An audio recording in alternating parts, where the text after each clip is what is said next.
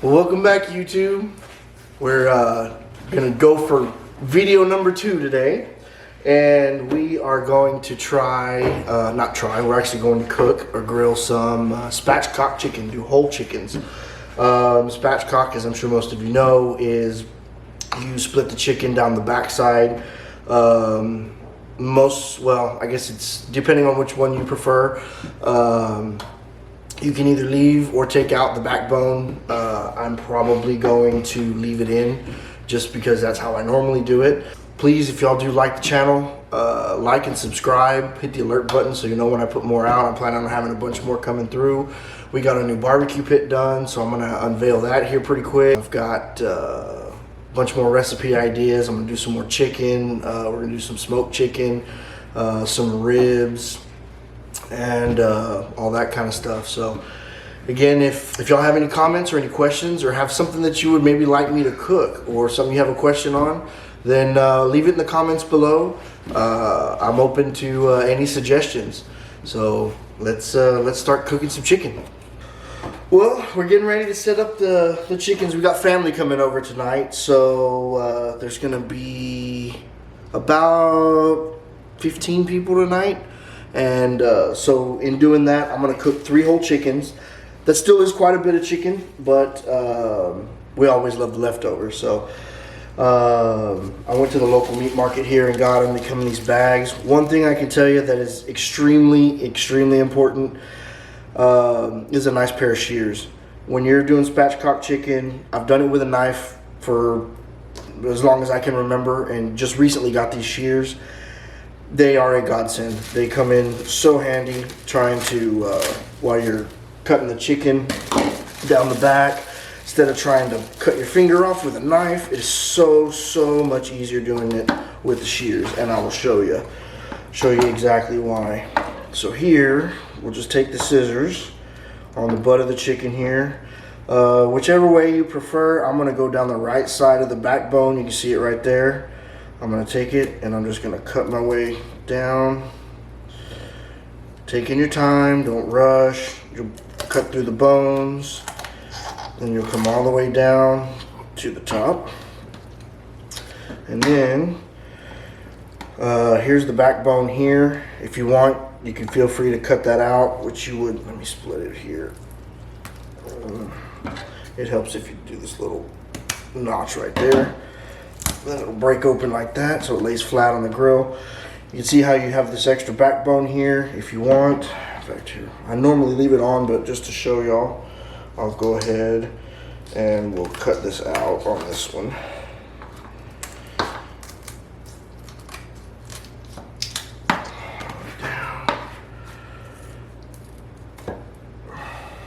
Like that. And then you can take this. This is great for making homemade chicken stock. You know, especially like I have 3 of these.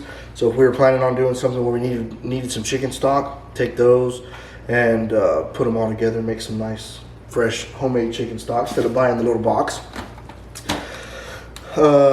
So we will go ahead and tell you what, we'll get chicken number 2. Get it going. That way we can lay both of these here. For seasoning today, I'm using just the regular chicken rub that I bought at our local grocery store, and it's got a little bit of pepper in it, nothing too crazy. We've got kids coming and whatnot, and so I don't want to make it too spicy, but push it down, make sure it pops like that. And since I did it to the first one, I guess we'll do it to this one as well. We'll do all 3, take the backbone out.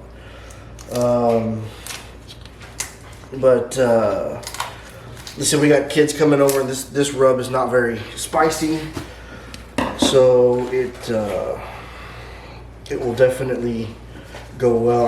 I use this quite a bit on. I even use this on eggs, to be honest with you. It works really well. It's got a really good flavor. As you can tell, I finished the whole thing. I've got to start a new one. So, how do y'all usually prepare yours if you're gonna do a chicken like this on the grill? You have special rubs, special brines. I know there's all kinds of different ways of doing it. You know, when I'm doing it for family and stuff like that, I usually do it this way. Prep time is, as you can tell, very, very quick. Doesn't take long. Get it under the wings here, like so. Get it under the legs. All the undercarriage. Get it all covered up here.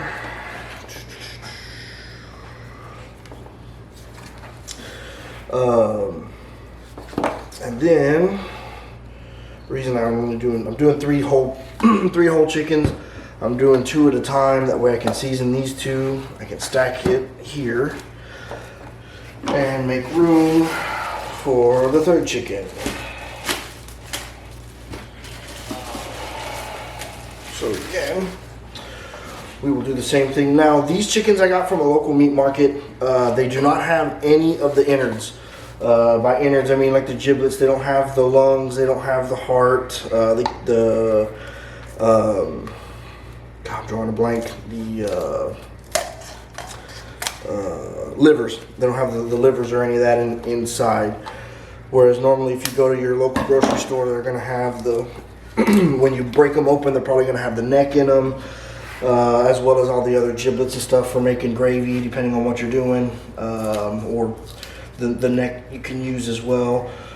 There's some people like the neck. You can grill it just like you grill the chicken, and pick the meat off of it.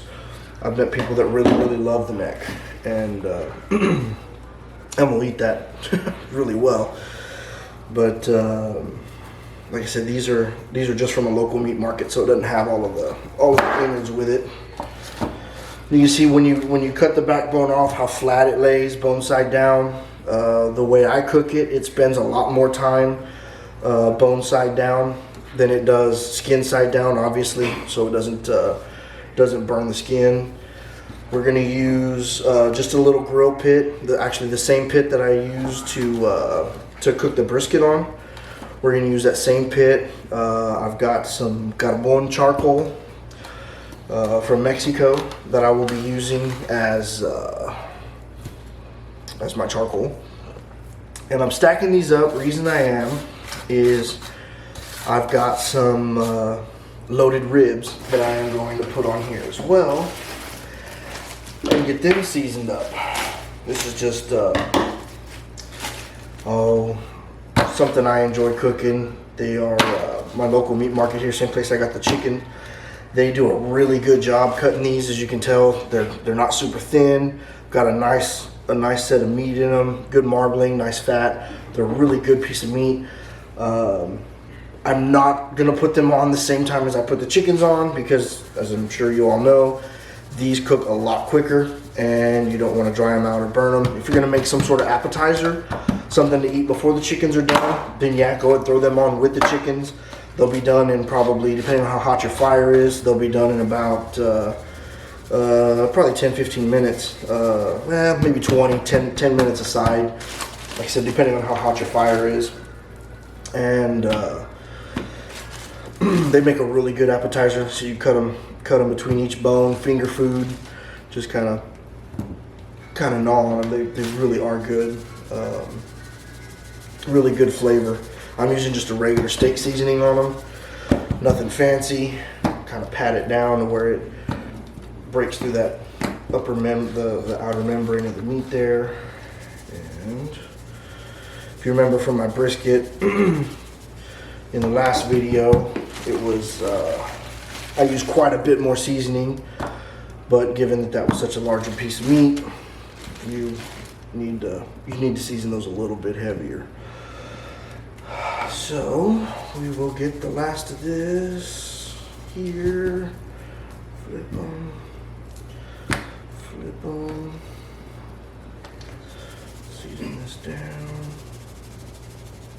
Put the last 2 little pieces here on the top.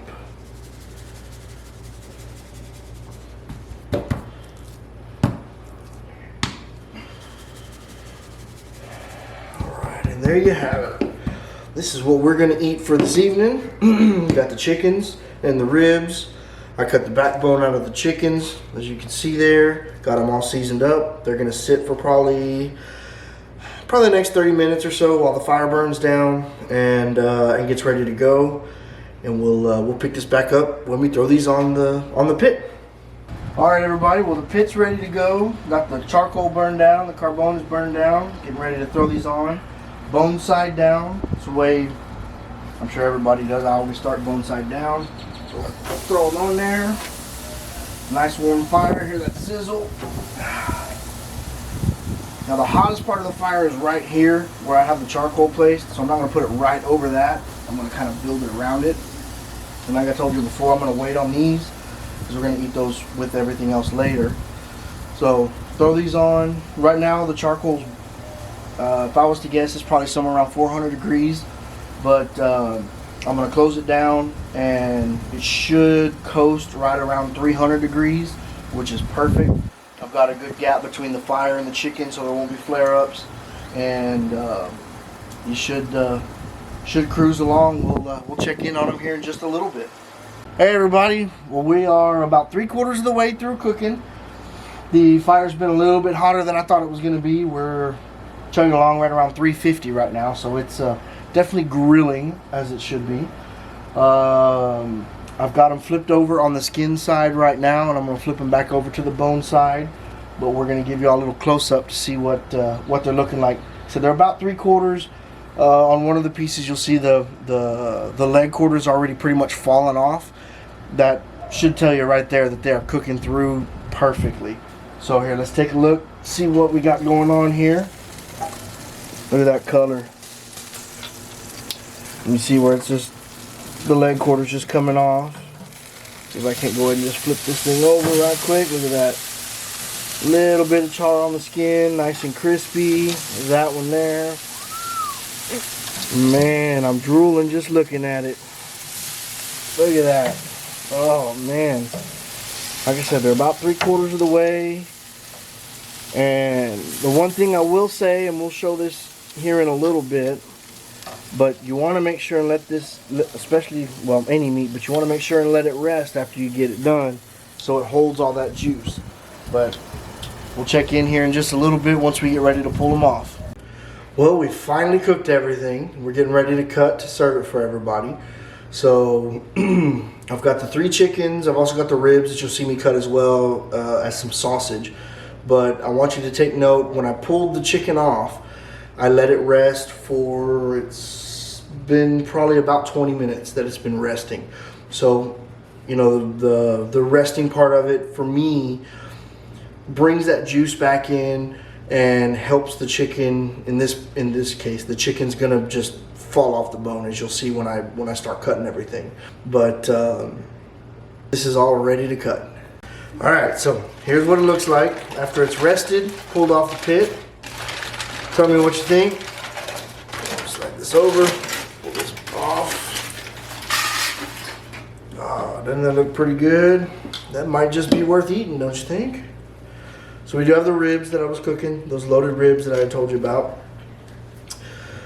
So we'll take this one here, and I like to cut and keep the white and dark meat separate. So I'm going to take one at a time. Got it here. Get my knife. This is the one that the leg and thigh was already coming off without even trying. So we'll cut it. Cut it here. Just cut right through the bone, no problem. See right there, no blood, no nothing. Just beautiful, beautiful. Skin's nice and crispy. We'll do the next thing over here, cut the skin. Pull this one off. Do the same thing. Now I'm sure I'm not cutting it exactly where it needs to be cut, but as you saw, like butter, it just cut right through there. So put the dark meat on one side. Move this over a little bit. Now, for me, especially when I have family and everything over, you've got a lot of meat to work with here. So I'll split the breast down the middle like this. to where you get 2 of them. Just like that. Pressure to break that bone, breastbone there. Then usually what I'll do, I'll break this into 3 pieces. You get 1, 2, and then 3. So we'll take this piece here, cut it like so. The other piece, cut it right there, like so. And then those that want the bigger piece with the wing, they can have it, or have just a smaller piece of breast like that. And we'll do the same thing to this one. Cut there. And yes, as you can tell, it is falling apart tender. I would normally take a bite of that, but I will refrain for the camera. So we'll take the next one here. And we're going to do the same thing. Take the leg and thigh, just cut the skin, just falling apart, right there. Leg and thigh, cut the skin, comes off completely there, cut that off, cut the breast aside, take that off, look at that, perfect, perfect. So we will go ahead and just speed through the rest of this cut and the ribs.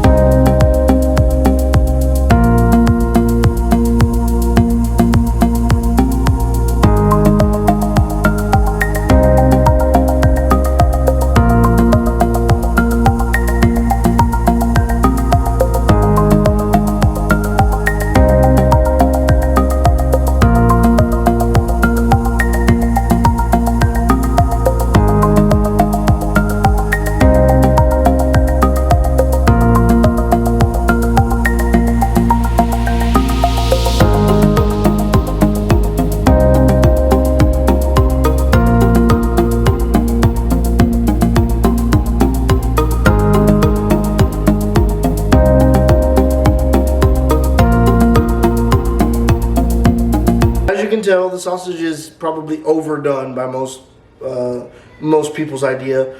My family likes it a little more charred, so that's why there's a little more black, and it's a little, well, it's definitely cooked. So we're gonna go ahead and cut this all up and enjoy our dinner.